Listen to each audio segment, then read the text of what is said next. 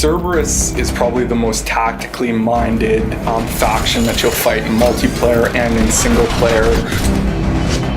They'll use cover a lot more, try to smoke grenade to move up. They do have a lot of slow pressure, but they can't offer the rapid closing that the Reaper faction can.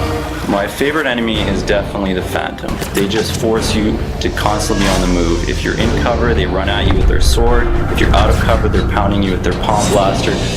The Asari, she has stasis, which makes her amazing against the Cerberus faction. Extremely powerful against Phantoms. She can just lock them down anytime she wants. But she's not as strong against Guardians, for example. Whereas the Human has a lot of good powers for debuffing the bigger enemies or crowd controlling the little guys.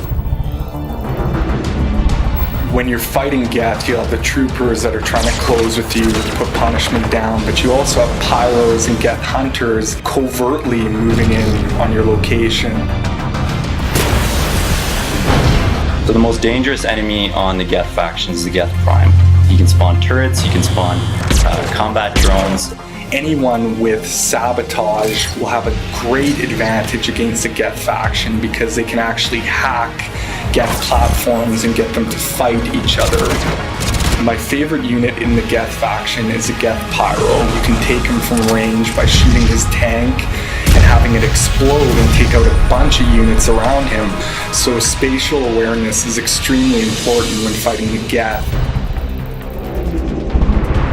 The Reapers in particular are probably our hardest faction right now, just because they're so aggressive. The Banshee, the Brute, the Ravager, they just come at you, and it's not like Cerberus where you can bunker down in an area and just take them out as they come. You really have to stay mobile. As a designer, I love to see enemies that are big, vicious, that get in your face and cause all kinds of problems. The most dangerous one is by far the Banshee.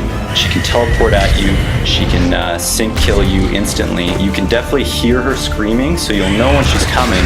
You just have to stay in constant communication. And no one should ever stay close to a Banshee. Even the Vanguards, you do not want to charge the Banshee. So you're going to have a lot of different challenges fighting the different factions in multiplayer and single player.